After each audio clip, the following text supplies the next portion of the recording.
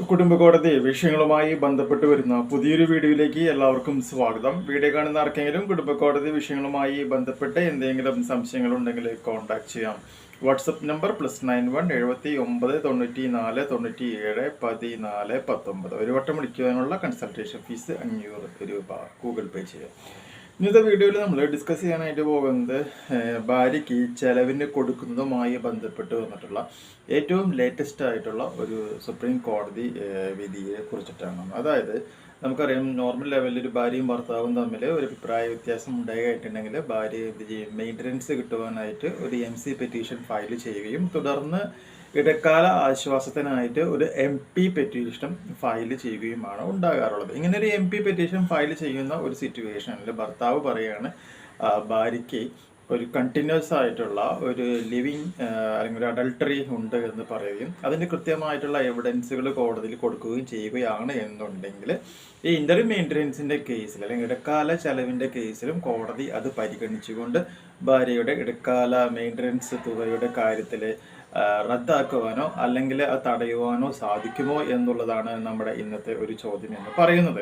So ഇതുമായി ബന്ധപ്പെട്ട് വന്നിട്ടുള്ള പ്രധാനപ്പെട്ട ഒരു കേസാണ് നമുക്കിവിടെ ഡിസ്കസ് ചെയ്യാനായിട്ട് പോകുന്നത്. അപ്പോൾ അതിൻ്റെ പോയിന്റ് അപ്പം ഇങ്ങനെയാണ്: ഭർത്താവ് ഭാര്യയ്ക്ക് വ്യഭിചാര്യ ബന്ധത്തിൽ അല്ലെങ്കിൽ ലിവിൻ ഇൻ അഡൾട്ടറി ആണെന്ന് തെളിയിക്കുന്ന ശക്തമായ വിശ്വസനീയമായ തെളിവുകൾ കോടതിയിൽ ഹാജരാക്കിയാൽ അത്തരം സാഹചര്യത്തിൽ ഭാര്യയ്ക്ക് ഇടക്കാല ജീവനാംശം അല്ലെങ്കിൽ ഇൻ്ററിം മെയിൻ്റനൻസ് നൽകേണ്ടതില്ലെന്ന് കോടതിക്ക് പരിശോധിക്കാം എന്നുള്ളൊരു പോയിന്റാണ്.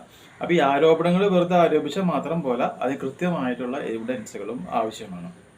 അപ്പോൾ ചോദ്യം അപ്പോൾ ഇതാണ്: എന്തൊക്കെയാണ് ഇതിൻ്റെ മെയിനായിട്ടും വേണ്ട സംഭവം, നിയമപ്രശ്നങ്ങൾ, ഇഷ്യൂസ് എന്തൊക്കെയാണെന്ന് നോക്കാം.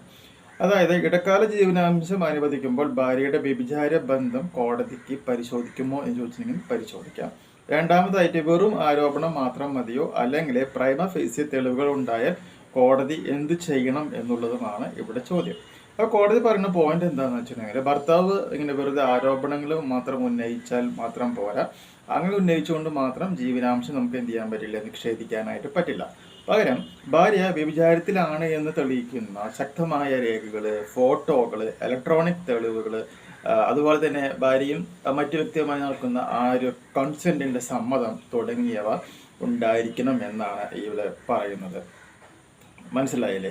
പിന്നെ മാത്രമല്ല, ഇൻ്റർവ്യൂ മെയിൻ്റനൻസ് എന്ന് പറയുന്നത് ഒരു സ്വാഭാവികമായ അവകാശമല്ല എന്നും നിയമപരമായ എല്ലാ നിബന്ധനകളും പാലിക്കപ്പെട്ടാൽ മാത്രമേ അനുവദിക്കാവൂ എന്നുമുള്ളതുമാണ് ഇവിടെ പറയുന്ന പ്രധാനപ്പെട്ട ഒരു പോയിൻ്റായിട്ട് നമ്മുടെ കോടതി പറയുന്നത്. അപ്പോൾ പ്രത്യേകം മനസ്സിലാക്കുക, സുപ്രീം കോടതിയുടെ രണ്ട് സാഹചര്യങ്ങൾ തമ്മിലാണ് താരതമ്യം ചെയ്തേക്കുന്നത്.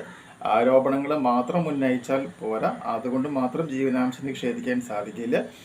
പ്രഥമ ദൃഷ്ട്യാ ശക്തമായ തെളിവുകൾ ഉണ്ടാകണം. അത് അഡൾട്ടറി അല്ല, ലിവിങ് ഇൻ അഡൾട്ടറി എന്ന് പറയുന്ന ആ കണ്ടീഷൻ ഉണ്ടായാൽ മാത്രമാണ് ഇവിടെ ഈ കാര്യങ്ങൾ സംഭവിക്കുകയുള്ളൂ എന്നാണ് പറയുന്നത്.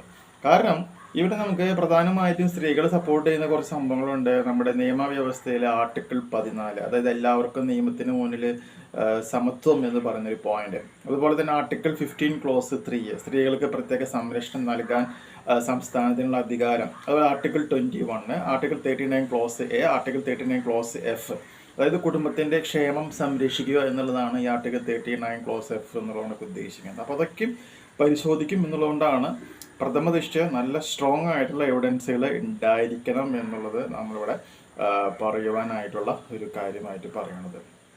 ഇത്രയും കാര്യങ്ങൾ ഇവിടെ പരിശോധിക്കുകയാണ് എന്നുണ്ടെങ്കിൽ നമുക്ക് കൃത്യമായി ചെയ്യാൻ പറ്റും എന്നുണ്ടെങ്കിൽ നമ്മുടെ കാര്യങ്ങൾ വളരെയധികം രക്ഷയായിരിക്കും.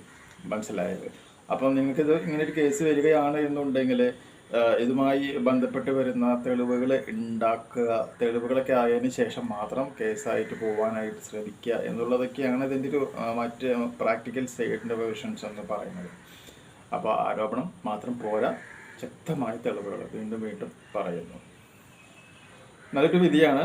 നല്ല രീതിയിൽ നമ്മളത് ഉപയോഗിക്കുകയാണ് എന്നുണ്ടെങ്കിൽ നമ്മുടെ കാര്യങ്ങളിലും വളരെ രസകരമായിട്ട് നമുക്കത് ഉപയോഗിക്കുവാനായിട്ട് സാധിക്കും. ഈ ഒരു ഇൻഫോർമേഷൻ നിങ്ങൾക്ക് യൂസ്ഫുൾ ആയിട്ടുണ്ടെങ്കിൽ തീർച്ചയായും നമ്മുടെ ചാനലൊക്കെ ഒന്ന് സബ്സ്ക്രൈബ് ചെയ്യുക, തൊട്ടടുത്ത് കാണുന്ന ആ ബെൽ ബട്ടണും എനേബിൾ ചെയ്യുക.